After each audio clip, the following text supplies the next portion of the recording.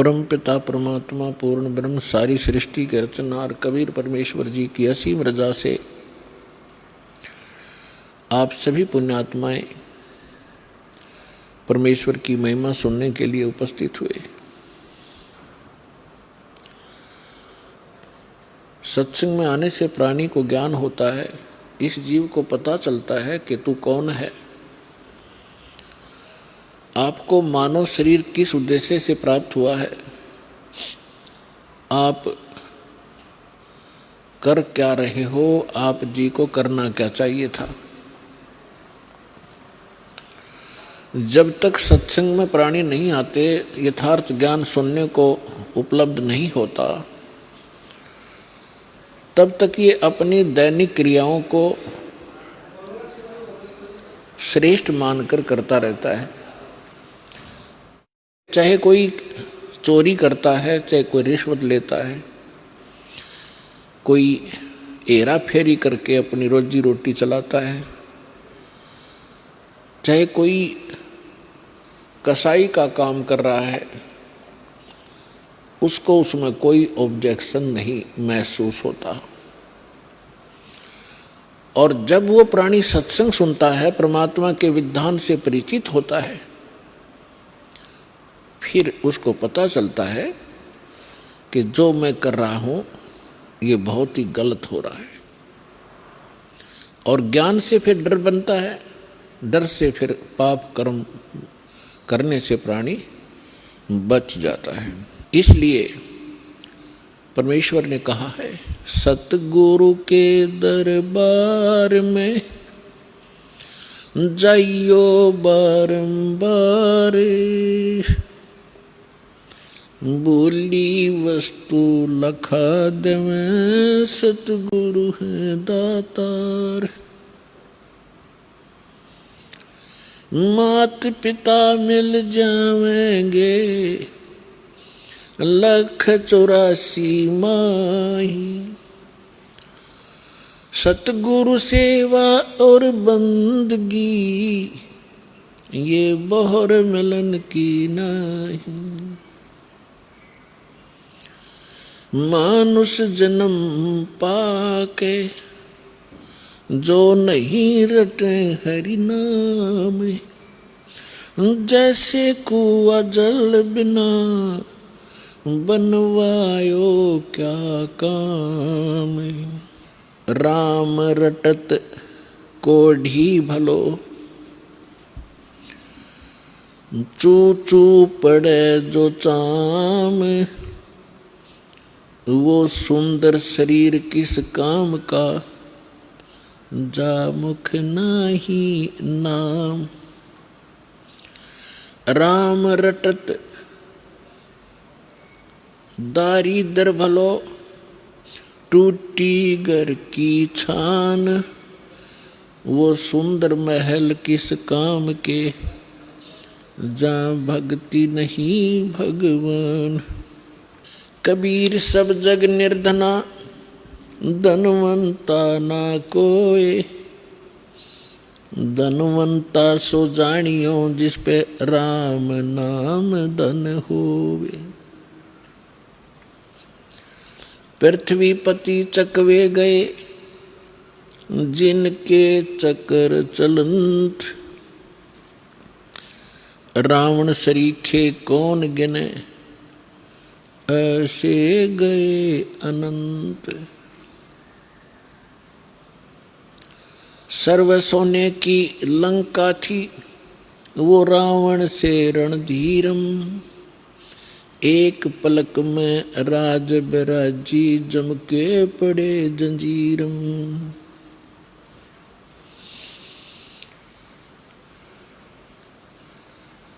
जिन हर की चोरी करी, और गए राम गुण बोल, ते बिदना बागुल किए, रहे उर्द मुख जोल। राम रटत कन्यावली, साकट बलो न पूत, छेरी के गल में गलथना, जिसमें दूध ना मूत। कबीर जिव्या तो वाए बली, जो रटे हरि नाम, नहीं तो काट के फेंक दियो हो, ये मुख में भलो न चाम। पुण्यात्माओं,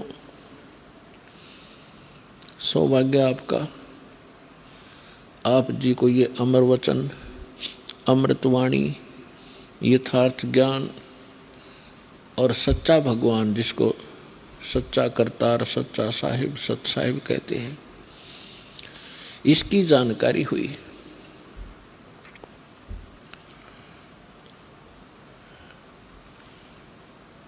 अब आप जी ने इस सत्संग के सुनने से पूर्व जो ज्ञान प्राप्त था उसको सत्य मान रखा था, और जो क्रियाएं आप करते थे उसको मनुष्य जीवन का मूल कर्तव्य जानकर ही आप करते हुए आ रहे थे। जिसमें आप जी को ये ज्ञान होगा तो उसमें आपको पता चलेगा कि हमें क्या करना चाहिए था और हम कर क्या रहे हैं।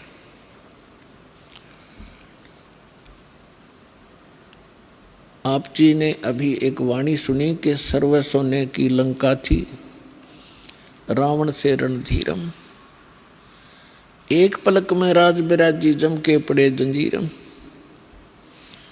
मन तो सुख के सागर बसरे, भाई और ना ऐसा यसरे। अब हम यहाँ छोटी सी महिमा प्राप्ति के लिए क्या करते हैं कि बड़ी कोठी बना लें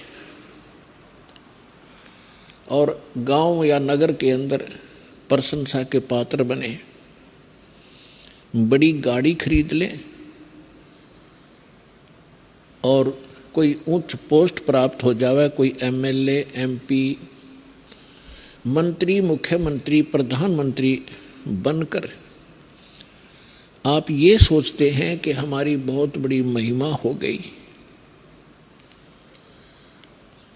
तो परमात्मा के इस विधान से पता चलता है कि यहाँ का जो यश है ये यूजलेस है, ये फोकट है। अब जैसे कोई एक अच्छा राजनेता है या कोई वैसे सोशल वर्कर है, कोई अच्छा कार्य करता है या कोई अच्छा कोई नेक व्यक्ति है और उसके कार्यों से प्रसन्न होकर के सभी उसके प्रशंसा करते हैं, और यदि वो परमात्मा की भक्ति नहीं कर रहा, यथार्थ साधना नहीं कर रहा, तो अपने पूर्व जन्म के उन पुण्यों को ही वो यूज कर रहा है, प्रयोग कर रहा है, और भविष्य का उसको कुछ प्राप्त नहीं हो रहा। उसकी मृत्यु के उपरांत क्या बनाते हैं, उसकी यादगार बना लेते हैं, उसका एक स्टैच्यू बना देते हैं, तस्वीर बना लेते हैं। एक वर्ष में उसके जन्मदिन पर या मरण दिन पर उसको याद कर लेते हैं, उसको दोहा मांझी कर देते हैं, उसके माला मूला डालते हैं, तिलक तुलक करते हैं, उसकी आरती उतार देते हैं। और सच्ची भक्ति ना करने से मनमाना वही कहीं वहाँ कौवा बनकर घूम रहा हो और अपने ही स्टैच्यू पर वहाँ बीट कर रहा है, उसके माथे पर बैठ के। तो परमात्मा कहते हैं, मन तू सुख के सागर बसरे, भाई और न ऐसा यसरे। मन तो सुख के सागर बसरे, भाई और न ऐसा यसरे। और कोई ऐसी महिमा नहीं है यदि तू सतलोक चला गया, जहाँ कोई दुख नहीं, कोई मृत्यु नहीं, वृद्ध अवस्था नहीं, किसी वस्तु का अभाव नहीं, तो तब तेरी महिमा होगी। यहाँ आपकी कोई महिमा नहीं है। क्या बताते हैं, क्या मांगो कुछ थिर न रहाई, देखत नैन चला जग जाई। एक लख पूत सवा लख नाती, उस रावण के दीवान बाती। परमात्मा कहते हैं कि आप अनजान हो, अध्यात्म ज्ञानहीन हो, इसलिए इस संसार की व्यवस्थाओं को, वस्तुओं को, पदार्थों को ही आप संतों से मांगने के लिए आते हो, या मंदिरों में या कहीं पहाड़ों पर जहाँ भी आप जाते हो एक ही उद्देश्य से लेकर जाते हो। परमात्मा कहते हैं निसंतान संतान ही की डिमांड करता है, निर्धन धन की इच्छा करता है, और अंधा आंखें ही मांगता है, रोगी आरोग्य मांगता है, और कुछ एक ही भक्त ऐसे होते हैं जो केवल परमात्मा ही मांगते हैं। तो जो केवल परमात्मा चाहते हैं वो चाहत आपकी श्रेष्ठ है। बाकी जो जिस चाहत के लिए आप भगवान की भक्ति करते हो, ठीक है, यदि आपको संत पूरा मिल जाता है और आप ये डिमांड वहाँ करते हो तो वो सुख तो आपको मिल जाएंगे, लेकिन मनुष्य जीवन का मूल उद्देश्य शेष रह जाएगा। तो परमात्मा कहते हैं क्या मांगूं कुछ स्थिर न रहाई, और देखत नैन चला जग जाई। मेरी आंखों के सामने दुनिया जा रही है छोड़ छोड़ के, बड़े पूरे परिवार को, छोटे छोटे बच्चों को, माँ बाप मर जाते हैं छोड़कर, वो भटकते रहते हैं। किसी का पति मर गया, किसी की पत्नी मर जाती है, किसी के बच्चे उसकी आंखों के सामने सारे ही मर जाते हैं। तो परमात्मा याद दिलाना चाहते हैं कि मनुष्य जीवन पाक है, जो नहीं रटे हरि नाम, और जैसे कुआ जल बिना फिर बनवाया क्या काम। इसका मूल उद्देश्य याद दिलाते हुए हमें समझाना चाहते हैं कबीर परमेश्वर जी कि मनुष्य जीवन पाकर यदि आपने परमात्मा की भक्ति नहीं करी और बाकी अन्य वस्तुओं की डिमांड ही करके अपना जीवन नाश करके चले गए, आपने मनुष्य जीवन का लाभ नहीं उठाया। अपने आत्माओं, आपको ये ज्ञान देने का उद्देश्य परमात्मा का यही रहा है कि आप इस गंदे लोक की व्यवस्था से परिचित हों अच्छी तरह, और जब तक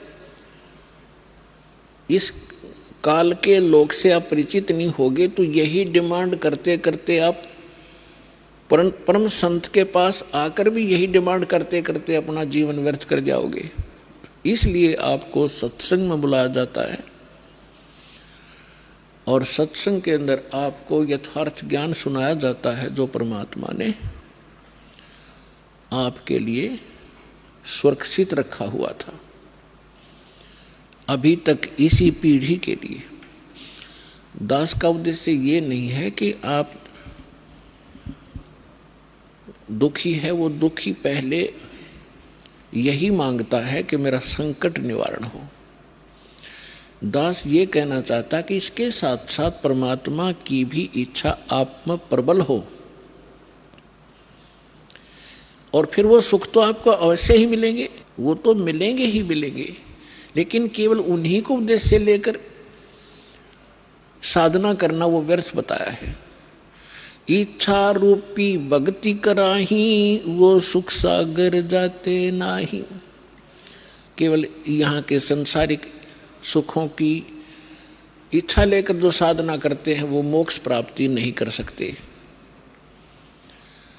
और जो साधना परमेश्वर ने आके बताई हर दास आपको प्रदान कर रहा है, इसमें आपको मांगने की आवश्यकता भी नहीं पड़ेगी। ठीक है, दुखी व्यक्ति है, प्रार्थना तो करता ही रहेगा जब तक उसका वो दुख, वो पैर में लगा कांटा, कर्म रूपी कांटा नहीं निकल लेगा।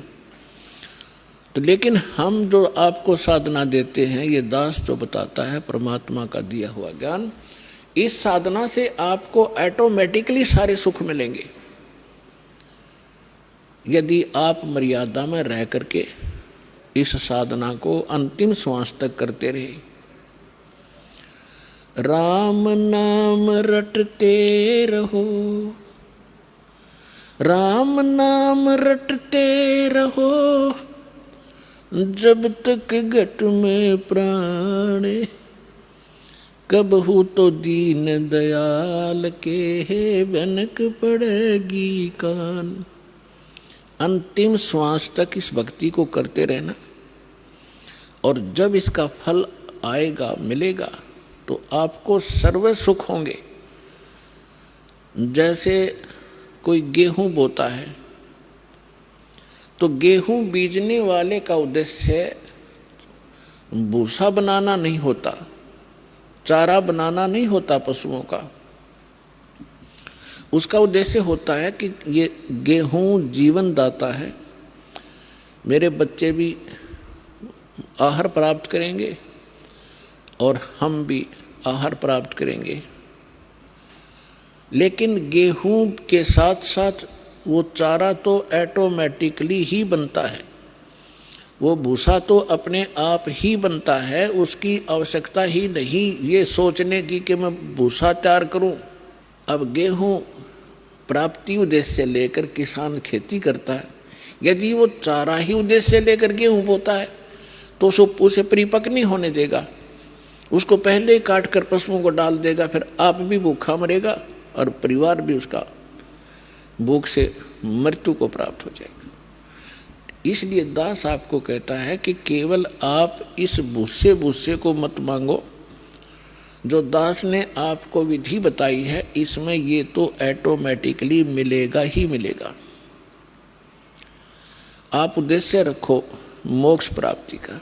तो दास आपको जो भक्ति प्रदान कर रहा है ये गॉड गिवन है, ये किसी डूम बाट के गीत नहीं है, ये परमात्मा का दिया हुआ विधान है जो आपके रूबरू किया जा रहा है। और जिन महापुरुषों को परमात्मा मिले उनको भी यही साधना बताई गई थी जो आज आपका दांव लगा है। तो दास आपको बार बार यही प्रार्थना करता है आपसे कि इस भक्ति को सफल करो। ये भक्ति असफल कैसे होती है? एक तो ज्ञान कमजोर हो आपका, इसके विषय में परमेश्वर कहते हैं ज्ञान संपूर्ण हुआ नहीं, हृदय नहीं छदाए, इस देखा देखी भक्ति का भाई रंग नहीं ठहरावे। जैसे जब तक आपको ज्ञान संपूर्ण नहीं होगा, आपके हृदय में ये बात समा नहीं जाएगी कि इससे हटकर कोई ज्ञान नहीं और इससे बड़ा कोई भगवान नहीं, और जो साधना हमें मिली है इससे अतिरिक्त इस पृथ्वी पर कोई साधना नहीं, तो फिर आपको कोई स्थान सूझ जाएगा नहीं दूसरा कि मैं यहाँ से हटकर और कई अन्य संत के पास जाकर कल्याण की इच्छा करूं या कष्ट निवारण की इच्छा करूं। इसलिए आपको ज्ञान कराया जाता है। प्रथम परमात्मा कहते हैं कि ज्ञान संपूर्ण हुआ नहीं, हृदय नहीं छदावे, और देखा देखी भक्ति का यो रंग नहीं ठहरावे। जैसे किसी भक्त ने किसी को बता दिया कि मैं ऐसे दुखी था, ये संकट मेरे ऊपर थे और मैंने वहाँ से दीक्षा ली है, मैं ठीक हो गया। अब इसी उद्देश्य से कोई आता है, अच्छी बात है, किसी भी उद्देश्य से एक बार इस सच्चे स्थान पर आ जावे, फिर हम उसको ज्ञान प्रथम सुनाते हैं। 2 दिन 3 दिन 4 दिन सत्संग चलता है तो उसको हम ज्ञान सुनाते हैं। जो उद्देश्य लेकर आया है यदि वो सच्ची नीयत आया है तो आराम तुरंत होगा। भगवान तो अंतर्यामी है, वो तो भविष्य की भी जानता है कि इसमें क्या सोच है, आगे या क्या क्या गड़बड़ कर सकता है, तो उसी आधार से उसको राहत दी जाती है। एक भक्त कहता है मैं आया था, आते ही मुझे सुख हुआ। वो कैसा है कि उसने सब जगह घूम फिर लिया वो, और सब जगह से थक चुका था, उसको और कोई रास्ता दिखाई नहीं देता। परमात्मा को पता होता है कि अब ये टिकेगा, अब ये कहीं भटकेगा नहीं तो राहत देता है। दूसरों का मालूम है परमात्मा को कि हम आदी हो गए हैं, किसी को कोई कष्ट है, चलो कहाँ वो जंतर मंतर करने वाला